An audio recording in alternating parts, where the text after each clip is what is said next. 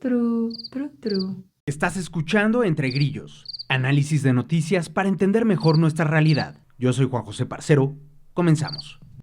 Capítulo número 109, bienvenidas y bienvenidos a otra edición más de Entre Grillos. Yo soy Juan José Parcero, hoy es lunes 7 de abril y vamos a platicar sobre la tragedia que ocurrió debido a la negligencia de los organizadores del Festival Ceremonia en la Ciudad de México. Vamos a platicar también sobre una red gigante de huachicoleo, o dos redes gigantes de huachicoleo que fueron reveladas en semanas recientes y de las cuales vamos a hablar para ver un poco de la complejidad de los fenómenos del crimen organizado, la corrupción y pues digo, claro, esto tiene implicaciones mucho más allá del tema del huachicol, tiene implicaciones en términos de corrupción, de inseguridad incluso, ¿no?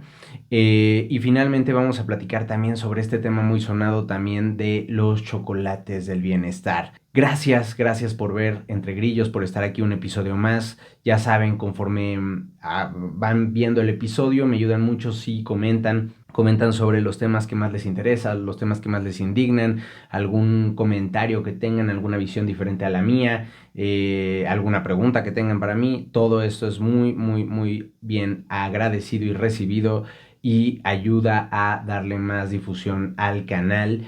Ya saben también que le pueden dar like, pueden suscribirse al canal y pueden apoyar al periodismo independiente pichándome el equivalente a un café al mes, esto en Patreon. La liga está en la descripción de este episodio, entonces se pueden volver mecenas de este proyecto en Patreon. También se pueden unir al grupo en Telegram si quieren participar, por cierto, por una taza que tendremos próximamente para los seguidores que están en el grupo en Telegram. Y así vámonos con toda la información. Este fin de semana se llevó a cabo el Festival Ceremonia en la Ciudad de México, un festival al que personalmente yo he ido en varias ediciones, del cual pues soy muy fan de el tipo de artistas que traen, pero esta vez el festival estuvo marcado por una terrible tragedia, vamos a utilizar la palabra accidente, recordando que el hecho de que sea un accidente en el sentido de que pues no fue algo que alguien provocara de manera intencionada, no quita que haya una responsabilidad a partir de la negligencia de los organizadores, ¿no? Ocurre un accidente, ahorita vamos a platicar, y desafortunadamente mueren dos personas. Muere Berenice Giles Rivera, de 28 años, y muere Miguel Ángel Rojas Hernández, de 26. Ambos eran fotoperiodistas, estaban ahí para cubrir el evento, pero pues, o sea, esto pudo haber sido quien sea. Pudo haber sido un asistente, pudo haber sido alguien de prensa, pudo haber sido alguien del staff, de los organizadores del evento, un policía, un artista, yo qué sé, ¿no? O sea, y digo un artista porque realmente, o sea, hay artistas que se bajan y que están yendo, viendo los shows en los escenarios. Entonces pudo haber sido literalmente quien sea. Este accidente ocurrió a las 5:28 de la tarde. El evento apenas tenía unas horas de haber empezado. Empezó, pues no sé, o sea, por ahí de las 2 de la tarde. Y pues esto ocurrió porque a los organizadores del festival se les ocurrió que era una grandísima idea poner 4 plataformas de elevación tipo tijera, así se llaman estas, como grúas en las cuales seguramente han visto que de repente suben a trabajadores para hacer, ahora sí que operaciones, trabajos pues en las alturas, ¿no? Y pues se les ocurrió que era buena idea utilizar eh, este equipo para colgar unos osos de colores y que sirvieran como puntos de encuentro para las personas. Esta edición del ceremonia, yo fui al evento, yo fui al festival. Ahorita les platico de cómo viví yo, o sea, mi propia experiencia, el evento a partir de este tema, ¿no? Yo no sabía que el evento había puesto a estos osos, ¿no? Para encontrar, o sea, como puntos de referencia, sino más bien, o sea, de hecho, hacia las 10 de la noche con 20 minutos, y aquí les voy a poner, tomé esta foto justamente para decirle a unos amigos de que, oye, estamos frente a una cosa que parece como un oso azul, estamos aquí, aquí nos vemos, ¿no? ¿Por qué? Porque pueden ver en la foto perfectamente que pues este oso pues estaba iluminado, ¿no? Resaltaba en la noche y el oso aquí en esta foto a las 10:20 de la noche, el oso ya estaba abajo, ¿no? Ya no estaba elevado, pero aquí tienen también la foto de que este mismo oso estaba frente a uno de los, como el segundo, eh, ¿cómo se llama? El segundo escenario más importante, que esta zona se llena de gente, sobre todo en los shows de la noche, y, y justo lo utilicé para decirle a mi amigo que aquí estaba, ¿no? Pero, o sea, pensar que estos osos estaban ahí puestos pues en lugares donde a veces había muchísima gente, ¿no? Entonces, la muerte de Berenice y de Miguel podrían, si no hubiera ocurrido ahí y hubiera ocurrido en algún otro de los osos, en un momento donde hubiera habido más gente, como lo es este punto del oso azul, podríamos estar hablando de cifras mucho mayores de personas heridas y muertos. Y además, el tema es que aquí pueden ver en la foto de la noche que este oso se veía perfectamente bien porque estaba súper grande, en la noche estaba iluminado, entonces no había ninguna necesidad en realidad de ponerlo en lo alto. De hecho, yo vi desde muy lejos el oso, ¿no? Y dije, "Ay, vamos a ponernos ahí, porque pues ahí podemos utilizarlo justo como punto de referencia". Entonces, pues era realmente totalmente innecesario elevarlo. Se alcanza a ver en las fotos también cómo estaba colocado en estas plataformas de tijera, cómo solamente tenía una barandilla metálica que lo separaba de la gente. Y de hecho, aquí les voy a poner también la imagen de advertencia de cómo usar este tipo de equipos. Y esto es una imagen que pone una institución llamada el IPAF, que pues ahí mismo en la imagen pueden ver que dice la Autoridad Mundial en el Acceso Motorizado, y literalmente esta imagen dice no colocar carteles en plataformas tijera, y muestra la imagen de la caricatura pues de una de estas equipo, de uno de estos equipos volcándose por el viento por haber utilizado para colgar una lona este equipo, ¿no? No se pueden poner objetos para usarlos como decoración, no se puede poner en pasto, no se puede, o sea, se tiene que poner en superficies estables, hay muchas que solo se pueden utilizar en interiores, no se puede dejar elevado sin que haya un operador ahí, no puede elevarse por supuesto que con viento. Entonces, pues todas estas son violaciones al protocolo de seguridad que debía de estar a cargo del personal de protección civil en el evento. Aquí surge una de las mayores dudas, ¿no? Ahorita vamos a hablar de la serie de acusaciones que se han puesto, porque ¿estaba esto planeado o no? ¿Fue una ocurrencia de última hora? Sabemos que pues sí elevaron estos osos, sabemos que incluso había un video del ceremonia diciendo, estamos poniendo estos como puntos de referencia seguros, estos osos, para que ustedes puedan quedar de verse con los amigos, cosa que yo hice sin saber qué era el objetivo, ni mucho menos que una de esas cosas había matado a Miguel y a Berenice horas antes, ¿no? Pero sí, o sea, sí se pusieron ahí como con la idea de que fueran puntos de referencia cuando eran peligrosos, cuando debían de saber que eran peligrosos. La duda es, se pusieron ahí, bueno, una de las muchas dudas, ¿no? Se pusieron ahí como un plan establecido desde el inicio, se le ocurrió a alguien casi que de última hora. Estas cosas importan porque ahí sabremos, a partir de una investigación que clarifique esta clase de cosas, sabremos dónde está la principal responsabilidad de las personas a cargo de la seguridad del evento, ¿no? Porque, pues, o sea, no sé si de que ese mismo día alguien dijo, oye, están padrísimos los osos, pero ¿por qué no los elevamos para que más gente la vea? Oye, pero ¿cómo lo vamos a elevar? Pues ahí tenemos estas plataformas que se elevan, vamos a subirlas. O si fue algo planeado desde antes. Y esto importa porque si fue algo planeado desde antes, estaríamos hablando de que, pues, pudieron haber puesto andamios con la seguridad adecuada para subir esta clase de decoraciones, y que no lo habrían hecho pues para ahorrar dinero, para ahorrar tiempo, para muchas cosas que se quisieron evitar, o si fue una ocurrencia de última hora, pues también, ¿no? O sea, ¿cómo es que esto no pasa por los filtros de seguridad? ¿O cómo es que esto pasó y fue aprobado por los filtros de seguridad? Entonces importan muchas cosas sobre cómo llegamos a este caso de esta clase de objetos utilizados, ¿no?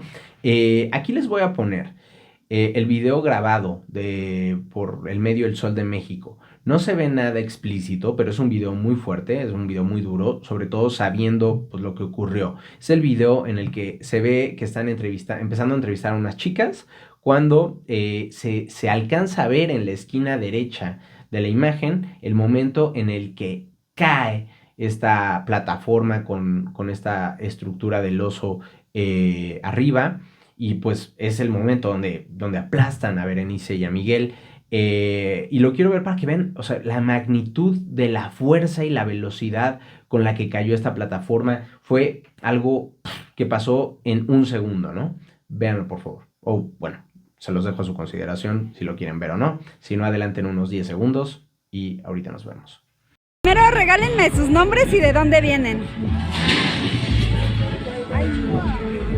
Y aquí empieza toda una serie de suposiciones, que si dónde murieron Miguel y Berenice, en el lugar o en la ambulancia o en el hospital, porque a partir de esto pues empiezan las dudas de qué tanto tiempo se hicieron guaje los organizadores para cancelar el evento, ¿no?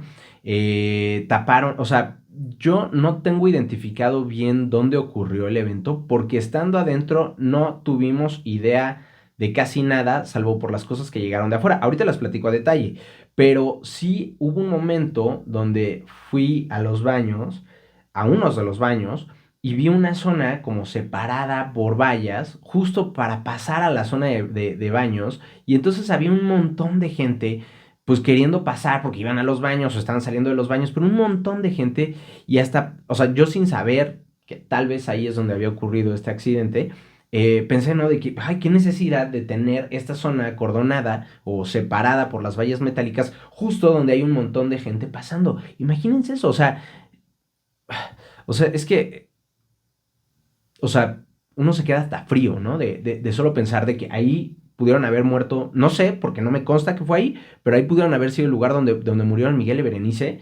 Y yo en ese momento, pues totalmente sin tener idea de lo que había ocurrido y pensando nada más de que, ay, por qué molestan con estas vallas, ¿no? Que quiten las vallas y dejen pasar a la gente, ¿no? Pero sí, había esta zona tapada, no solo con vallas, sino había lonas negras o telas negras, ¿no? Con unos marcos de metal que no dejaban ver qué había ahí. Y sí se alcanzaba a ver, no puse tampoco mucha atención, pero se alcanzaba a ver una especie de maquinaria que podría ser esta plataforma elevada que se habría caído. Eh, pero bueno, hay quien incluso acusa al festival de haber quitado el internet en las zonas VIP para, yo no sé por qué no estaba en las zonas VIP, pero para que la gente no se enterara. Cabe decir que cuando estabas en zonas donde no había muchísima gente, sí había internet y podías meterte. Claro, tampoco te vas a meter en un festival a ver las noticias, ¿no? Incluso algunos acusan censura, ya que hay acusaciones de que tanto parte del staff, pero también gente no dejó que se tomara foto, pues bajo esta idea de el respeto a las víctimas.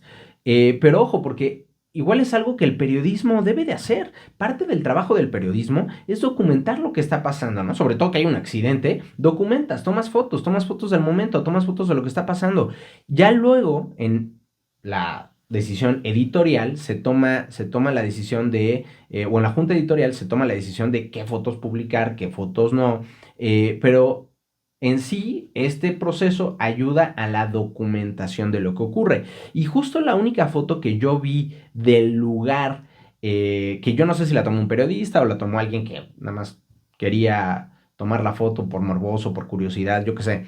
Pero la foto, una foto durísima, una foto que no voy a ponerles aquí, pero muestra como justo esta parte de la plataforma elevada pues tirada y se alcanzan a ver los cuerpos de Miguel y de Berenice debajo de la estructura y se ve la gente ayudando, ¿no? O sea, llegando a ayudar para intentar levantar la estructura, pues, o sea, la estructura está de haber pesado o sea, tienen en promedio unos 7 metros de altura y pesan completas alrededor de 3 a 5 toneladas. Entonces, échenle el trabajo que ha de haber requerido para quitar estas estructuras, estas plataformas de encima de Miguel y Berenice, una situación súper complicada que mucha gente ayudó ahí. Se ve en esta foto gente de la gente que iba pues, a disfrutar del evento, llegando a ayudar a levantar esta estructura.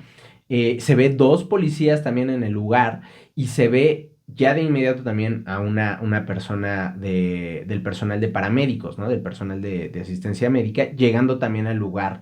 Entonces sí se ve pues, o sea, estas fotos te ayudan a documentar ciertas cosas, ¿no? Porque había unas acusaciones de que, bueno, no se le dio asistencia. Bueno, ahí vemos un poco de cómo fue, ¿no? De que hubo gente que ayudó, hubo también parte de los policías, paramédicos, en fin. Pero bueno, o sea, el punto es, sí sirve, ¿no? Y no todas el trabajo periodístico que se hace en casos así pues viola la dignidad de las víctimas, no necesariamente, y eso se toma en cuenta después. Entonces, sí, ojo con pues también evitar el trabajo de los compañeros periodistas, ¿no? Que aquí además las víctimas eran periodistas. Pero bueno, regresando al tema. ¿Cómo lo vivimos desde dentro? Yo iba con mi novia, también nos encontramos por momentos a familiares, amigos, ¿no? Que estaban ahí también, estuvimos conviviendo. Nosotros llegamos desde, no sé, las 4 de la tarde. Esto, les digo, ocurrió a las 5:28 de la tarde. Nosotros no teníamos ni idea. Hacia las 7:30, 7:33 de la noche, recibimos una primera llamada de mi suegra para ver si estábamos bien porque había leído la noticia de que se había caído una estructura. Y en ese momento, pues nos llamó la atención porque pues habíamos dado la vuelta y pues no habíamos visto una estructura caída. O sea, estamos hablando pensamos en un escenario caído, ¿no? Y fue como, no, no, para nada. O sea, todo está normal aquí. A las 9 de la noche me habló mi mamá igual de que, oye, están bien porque vi que, ¿no? Y ya nos metimos a ver y pues lo poquito que nos salió luego poniendo ceremonia era, se cae estructura, que no fue una estructura, fue una plataforma elevada, se cae una estructura y hay dos heridos, ¿no? Y empezamos a escuchar de repente a gente por aquí, por allá, que si estabas formado en la fila de las hamburguesas o algo, hablar del tema. Pero hasta ahí nada más. Dos personas heridas, algo que se había caído, quién sabe. Pensamos realmente que había sido como que, no, pues sabes qué, o sea, igual el viento tiró, pues no sé, una valla. Justo pensamos en uno de los osos. Que de repente vimos y fue como de, pues igual una de estas cosas se cayó, pero ya las vimos en el suelo, ¿no? Fue como igual una de estas cosas se cayó y pues si se cae eso, pues sí te mete un guamazo, ¿no? Pero nunca pensamos que se hubiera muerto alguien. Fue hacia las 10 de la noche, justo antes de entrar al último show. Yo tomé la foto 10:22, esta foto que les enseñé del oso azul. Cuando llegan mis amigos, que nos vemos ahí, que fue como 10:30, ya muy cerca de entrar al último show que nos quedamos nosotros, me dice la hermana de uno de mis amigos, de mi amigo que vi ahí, me dice, no, es que sí se murieron los chavos. Y yo, ay, no manches, ¿cómo crees? No sé qué. Sí, mira. Y entonces ponemos a buscar y ya vimos que había, pues, varios medios que ya traían que habían muerto, ¿no? Justo a esa hora, la alcaldía ordenó, cuando se, entre comillas, confirma la muerte de Miguel y de Berenice, la alcaldía ordena la clausura, pero el show siguió. Nosotros vimos a Charlie, otros vieron a Natanael Cano, sin tener pues mucha idea de nada, ¿no? O sea, como que en el momento dices, puf, qué mala onda, pero pues sí, la verdad es que sigues, ¿no? Dicen que terminaron el evento antes de tiempo. ¡Ay, ajá! O sea, el evento estaba planeado para terminar a las 2 de la mañana, pero ya los eventos como que cierran, no los shows más importantes ni nada. Dicen que cerraron a la 1 de la mañana. A mí no me consta esto, pero sí sé que yo estaba esperando en la fila para subirme al autobús y estuve esperando ahí desde que terminó el último que yo vi, que fue 12:30, más o menos, hasta las 2:30 de la mañana, una organización desastrosa para variar del transporte, pero bueno, eso es otro tema. Y no veías a muchísima gente llegando a la parte de los camiones, ¿eh? O sea, estuvimos ahí las mismas personas casi una hora. Entonces, pues bueno, no se vio al menos que se viera reflejado que hubieran terminado el evento a la 1 de la mañana. Yo estuve ahí hasta las 2:30 que nos subieron al camión y el camión salió hasta las 3 de la mañana. Horrible, pero bueno. Aquí Aquí el tema principal son Miguel y Berenice. Es la negligencia de los organizadores, de aquellos que tomaron la decisión de poner estos osos, que aprobaron el poner estas estructuras, estas plataformas elevadas que se sabe no deben de ser utilizadas para esto, y que pues les valieron los protocolos de seguridad, los protocolos de protección civil. No hay tampoco, parece ser, o no se respetaron tampoco, protocolos sobre qué hacer en esta clase de eventos, en esta clase de accidentes, sobre si cancelar o seguir. Definitivamente no quisieron cancelar para evitarse todo el lío que hubiera sido cancelar el evento justo antes de que salieran los artistas principales. Pero pues esto es una tremenda falta de respeto a las víctimas, ¿no? Entonces es innegable la responsabilidad de los organizadores, no solo en lo más importante que es los protocolos de seguridad que su violación derivó en la muerte de Berenice y de Miguel, sino también en todo el trato que se le dio después. Eh, y pues todo esto nos lleva a un montón de dolor, de enojo, de exigencias de justicia. Y aquí, pues, la situación es que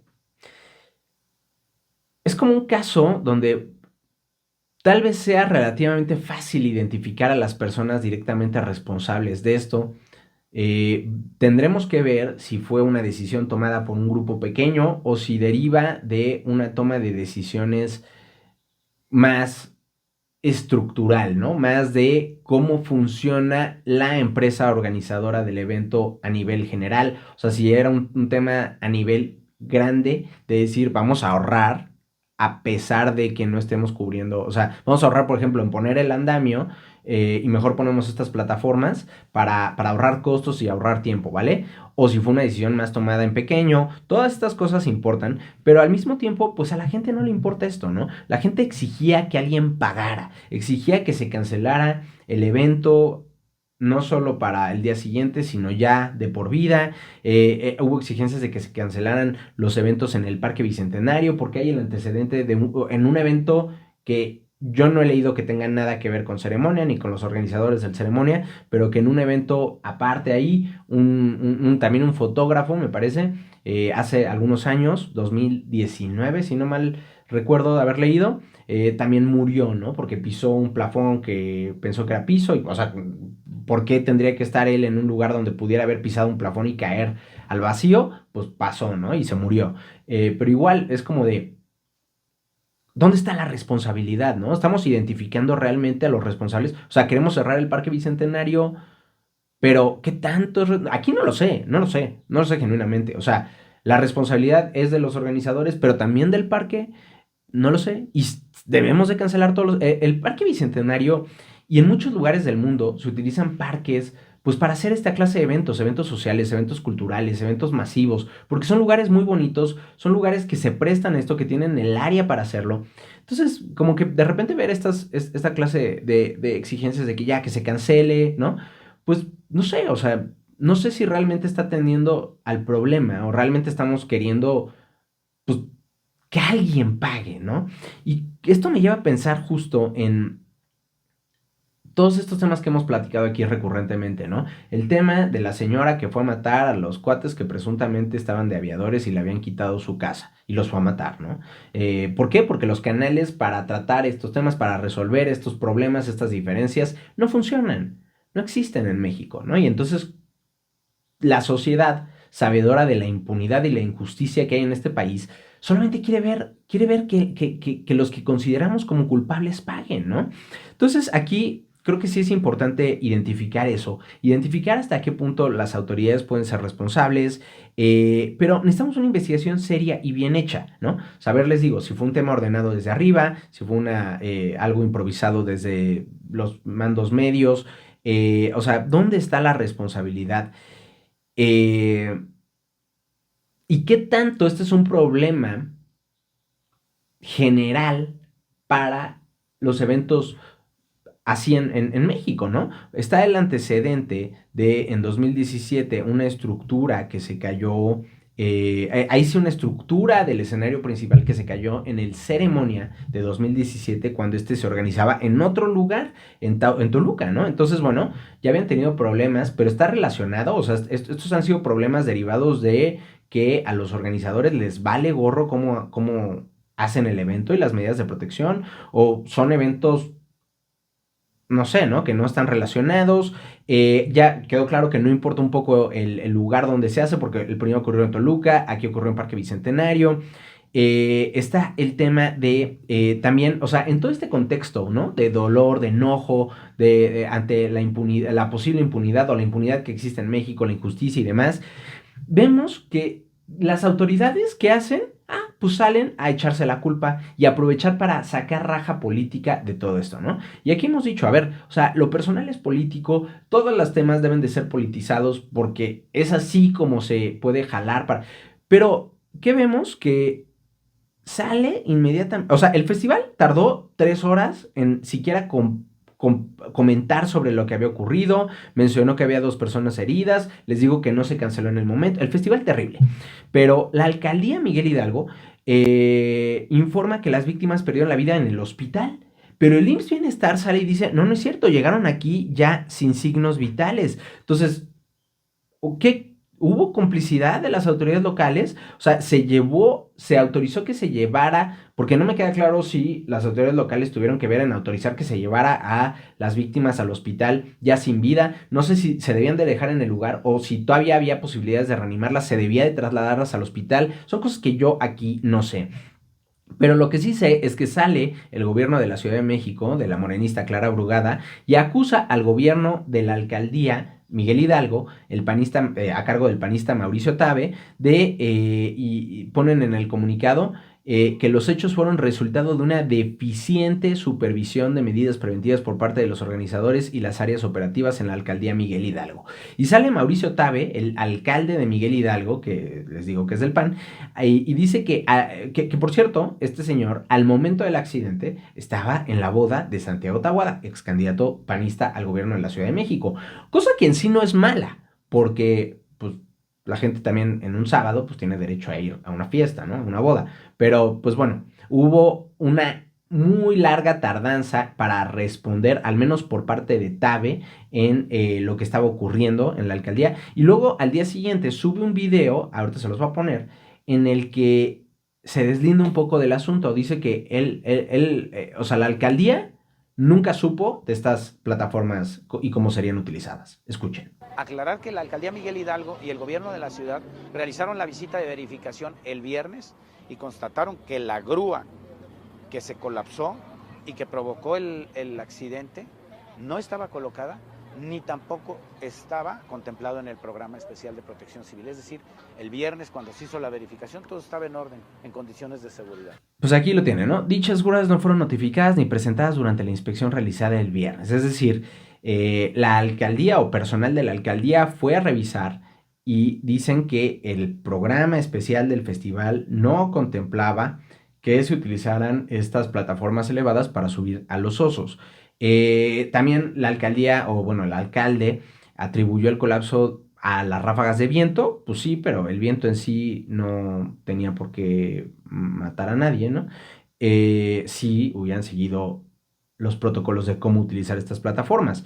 Entonces también como que pareciera que están intentando como medio encubrir. Eh, y bueno, ¿no? Tenemos esto que como que el gobierno de la Ciudad de México le echa la responsabilidad a Tabe. Tabe dice, no, a mí no me avisaron que iban a poner esto lo pusieron por su cuenta. Y Tabe también dice que el gobierno de la Ciudad de México también estuvo presente cuando se revisó el programa especial.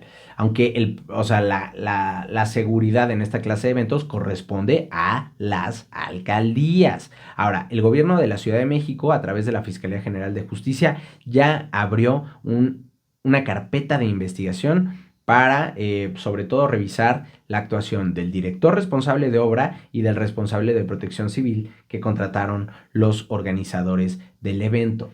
Y ahora viene una respuesta, o sea, por un lado, Morena le echa la culpa al PAN. Y luego viene toda otra parte en la que los organizadores tendrían lazos con los hijos de AMLO. Y aquí parece disco rayado, ¿no? O sea, parece que cada cosa que pasa tienen que ver los hijos de AMLO y los responsables son amigos íntimos de los hijos de AMLO, ¿no? Los organizadores de este evento se llama Grupo ECO. Y ya desde 2016, ahí pueden buscarlo, si buscan organizadores ceremonia 2016 Sopitas, van a ver una entrevista que le hizo Sopitas a Andrés Méndez y a Diego Jiménez Labora como pues las personas a cargo de la organización de este evento que son parte de Grupo ECO, ¿no? Bueno, Andrés Méndez no sé si siga en Grupo ECO, pero sí Diego Jiménez Labora. Además de ceremonia, cabe decir que estos señores organizan, o sea, Grupo ECO organiza festivales como Trópico, Sonar, Bravo, además de que administran el Auditorio Blackberry, Bar Oriente, el Bar Liman Tour, tienen la agencia de experiencias Cartel, la agencia de talento TSM, el estudio creativo Realidad. Entonces, bueno, ¿no? O sea, de nuevo, si el punto es que a los organizadores les vale gorro y queremos que se cancele ceremonia, ¿qué hay de todos estos eventos, no? Que son organizados por el mismo grupo, ¿no? O sea, yo no sé si la cancelación de un evento, un paso necesario para garantizar la seguridad en un futuro, si es una acción decisiva que se tiene que hacer para demostrar a otros organizadores que no se va a tolerar esta clase de cosas. Pero a mí me preocupa que, ok, cancelamos ceremonia. ¿Y luego qué hay de todos estos festivales? ¿Vamos a cancelar todos los festivales? O sea, ¿es realmente esto un paso que se tiene que hacer para que algo como lo que le ocurrió a Miguel y a Berenice no vuelva a ocurrir? Porque parte de la justicia es reparación del daño que obviamente no se puede reponer una vida, pero de alguna manera se tiene que castigar a los responsables, se tiene que indemnizar a las familias y también garantías de que esto no vuelve a ocurrir, ¿no? Y entonces aquí es como de, ok, si cancelamos ceremonia, eso nos garantiza que el resto de los festivales y de cosas que se organizan a través de este grupo, sobre todo si estamos hablando de un tema que viene desde arriba, esto nos garantiza que estos otros eventos van a ser seguros. Y ahora viene el tema de por qué estarían relacionados con los hijos de López Obrador, particularmente con Andy, el que está en Morena. Según una nota de Latinus, y ya sé, ¿no? Latinus. Pero resulta que es una nota de 2023, no de ahorita, de 2023. Alejandro Castro Jiménez Labora, que es primo de Diego Jiménez Labora, el que es uno de los organizadores, es uno de los que proyectó el malecón de Villahermosa, Tabasco, y también estuvo involucrado en las obras del Parque Ecológico de Texcoco, que es el que construyeron sobre el aeropuerto que iban a hacer ahí en Texcoco, ¿no? Ambas obras tienen problemas y tienen asuntos de que se hicieron mal y de que se hicieron a sobrecosto y demás. Pueden ahí buscar las notas de Latino si quieren, pero el tema es que ya había este antecedente de que estos cuates están relacionados con los hermanos o con los hijos de López Obrador y han sido contratados para otra clase de cosas. Entonces, por un lado, pareciera el gobierno de la Ciudad de México como que acusa a la alcaldía de ser cómplice y de encubrir a los organizadores, pero también hay señalamientos de que los organizadores tienen vínculos con Morena. Entonces es como de, en esta maraña de cosas, ¿no? Nos perdemos sobre quién es el responsable, los organizadores, pero están encubriendo los de la oposición, pero están encubriendo los del gobierno. Graves problemas, grandes problemas que están relacionados con temas de impunidad, de injusticia, de corrupción y que requieren soluciones complicadas, casos que se vuelven chivos expiatorios y no porque ceremonia no tenga que pagar, sino porque igual y queremos, me recuerda como al caso de Fofo Márquez. Caso de Fofo Márquez, este cuate, este disque influencer, tipo asqueroso, que golpea salvajemente a una señora, ¿no? Y se le acusa y se le declara culpable de feminicidio. Estoy buscando, de feminicidio en grado de tentativa. Y al final le dictan una sentencia de 17 años y 6 meses al Fofo Márquez, ¿no? Por este, que es un junior millonario, que es un nefasto, ¿no?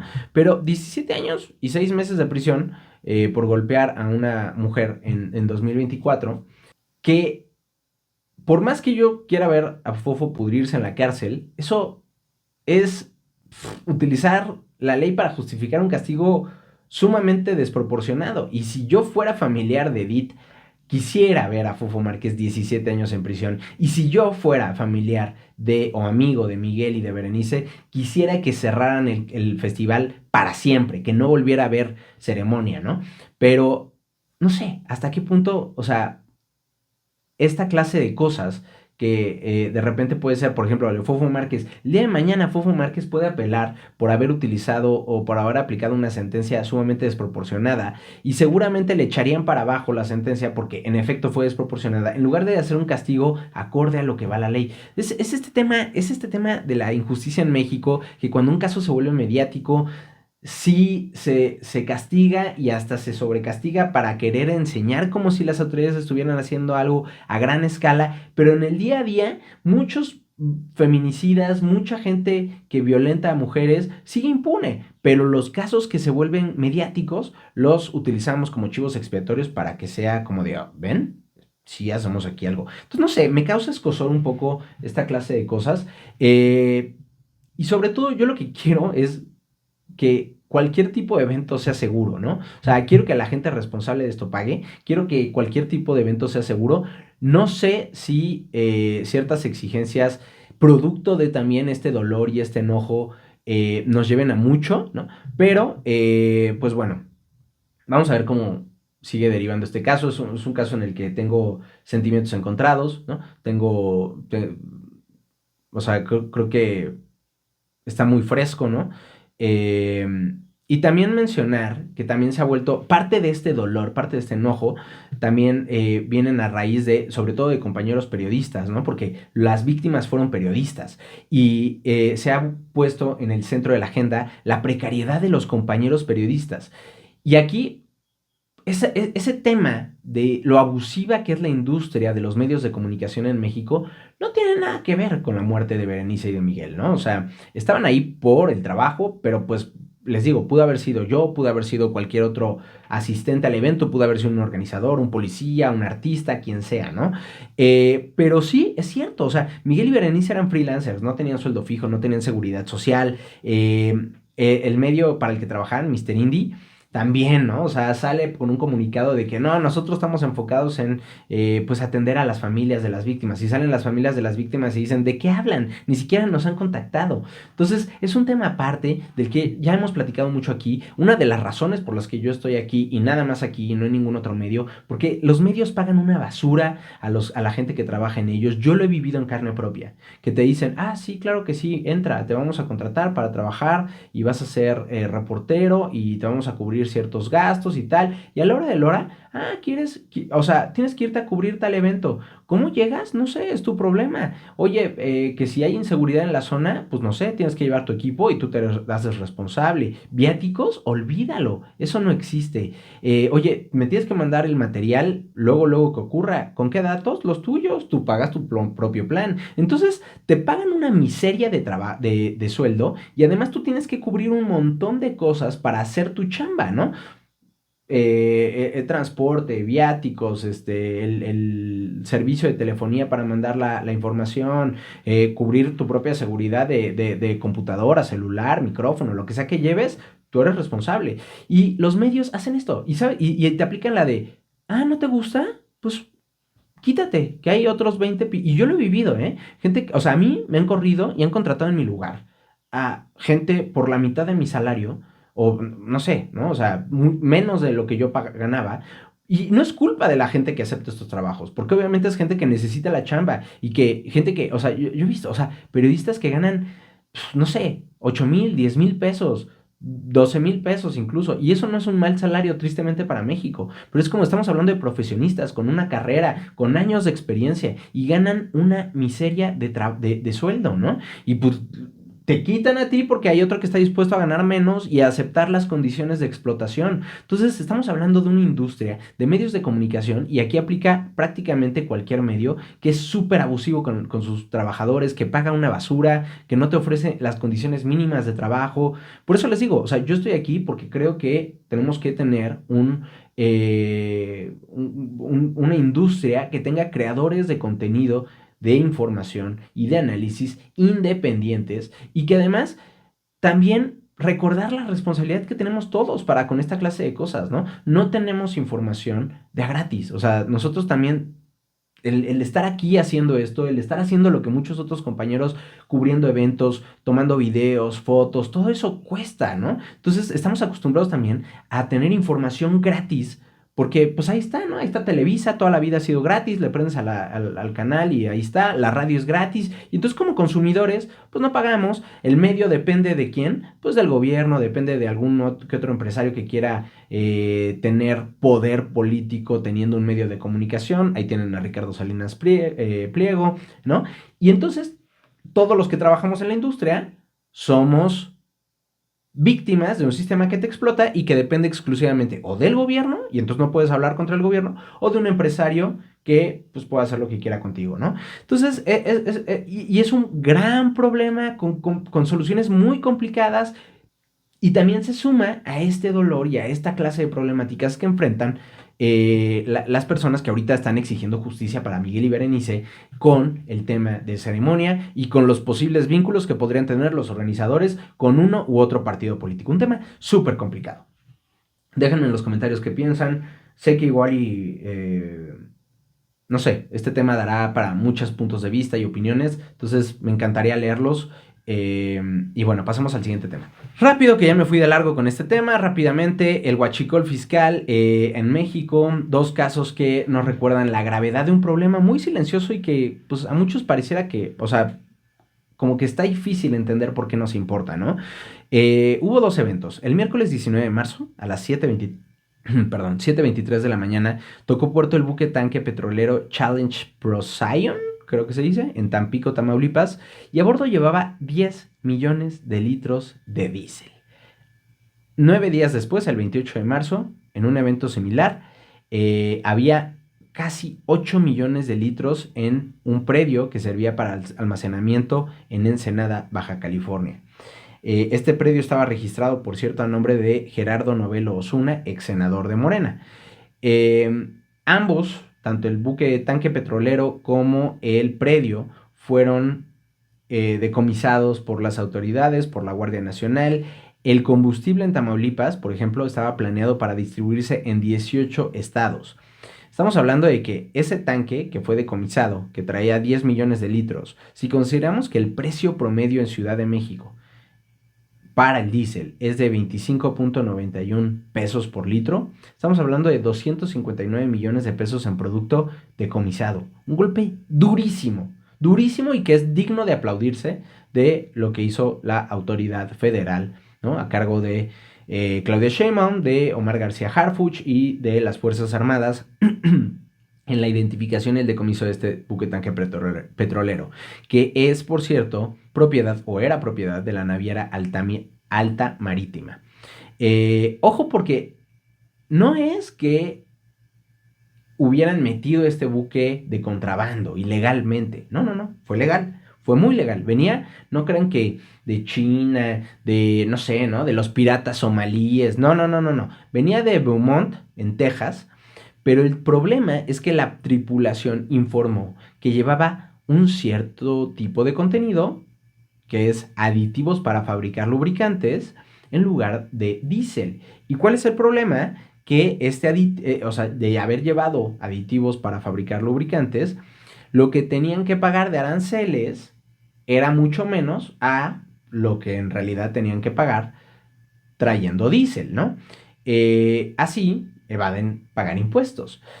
Aquí a mí no me queda claro cuánto se evade por cada litro, pero pude sacar algunos cálculos basado en otra información que ahorita les digo, pero solo para aclarar que la diferencia entre huachicol y huachicol fiscal. El huachicol es el combustible que se roba particularmente de tomas clandestinas, ¿no?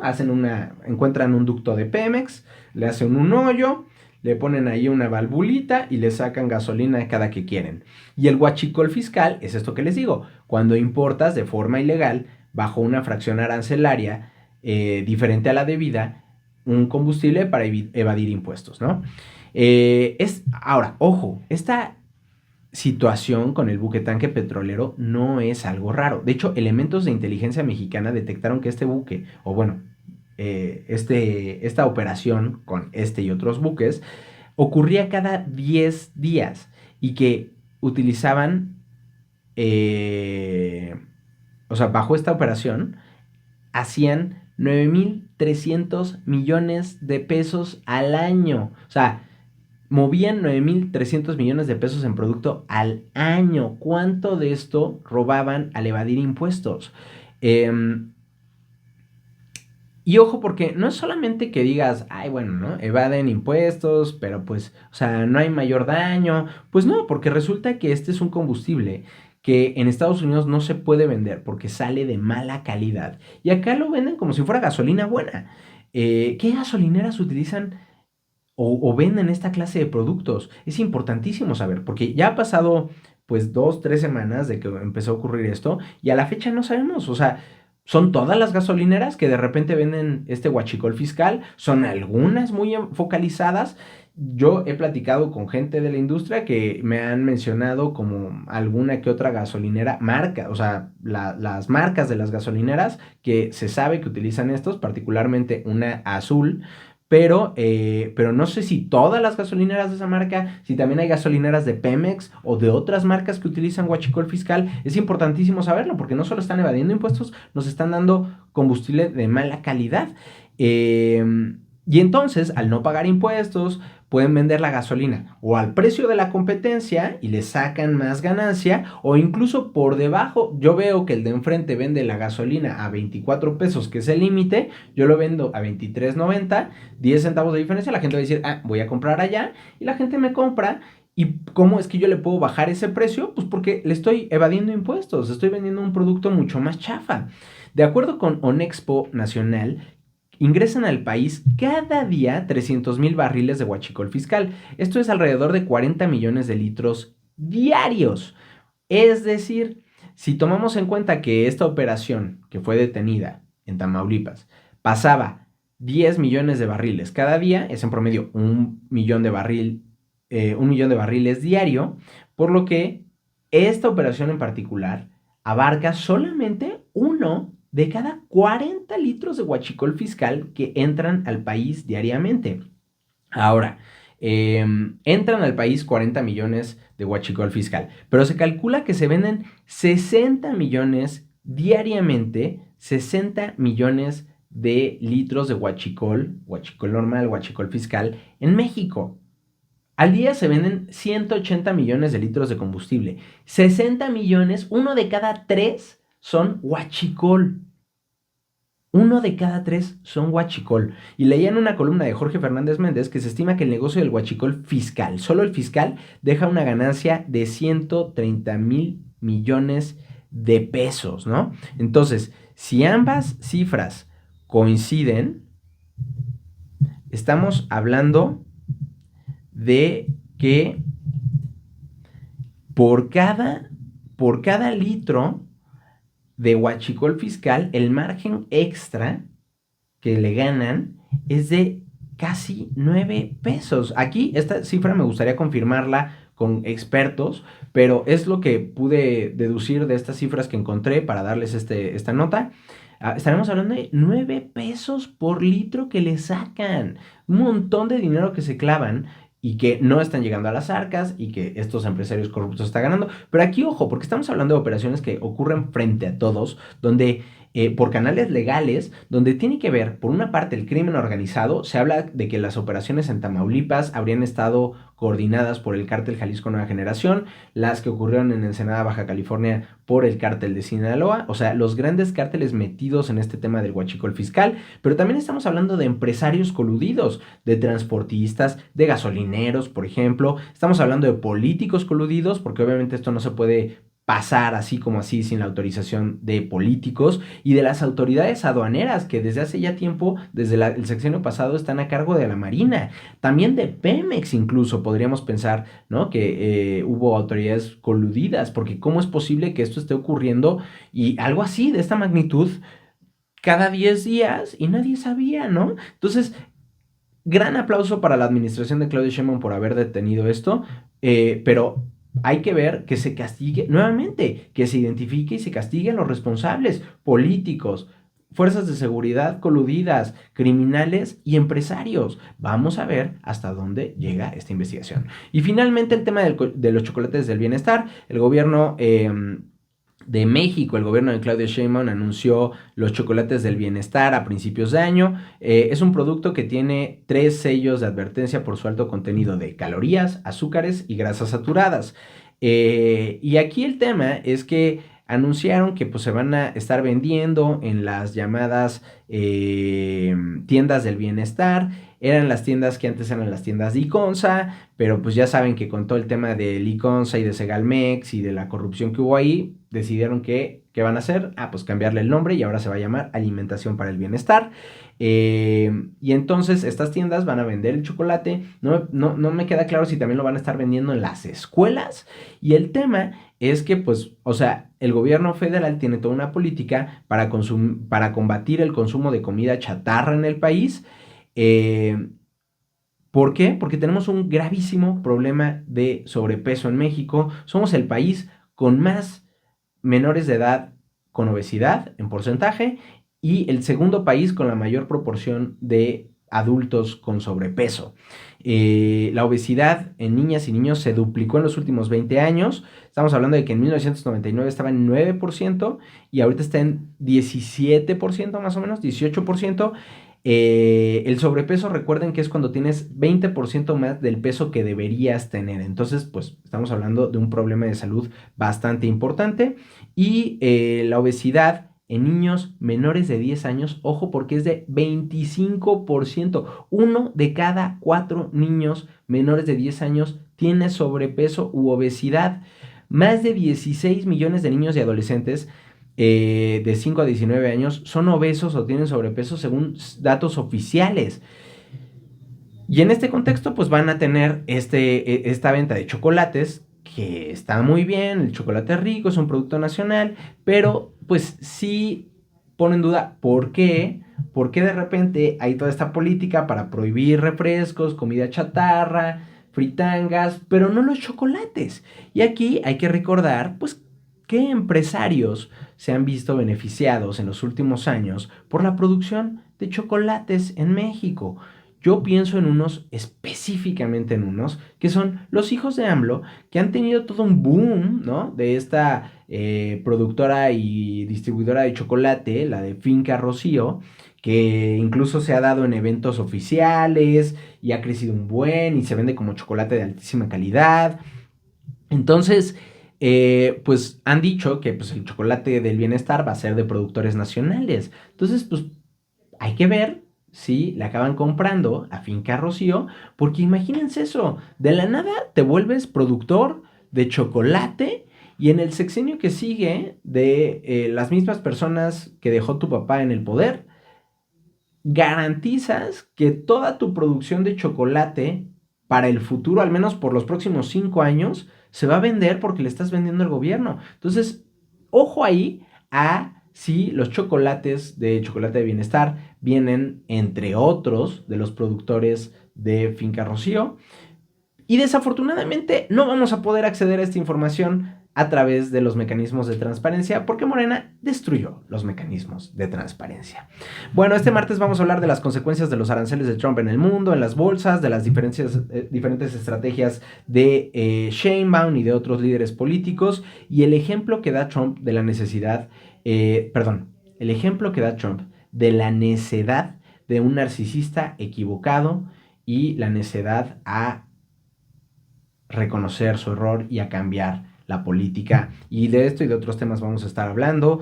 Así que pues en el emoji de la semana creo que hay chocolate. Déjenme checar si hay chocolates.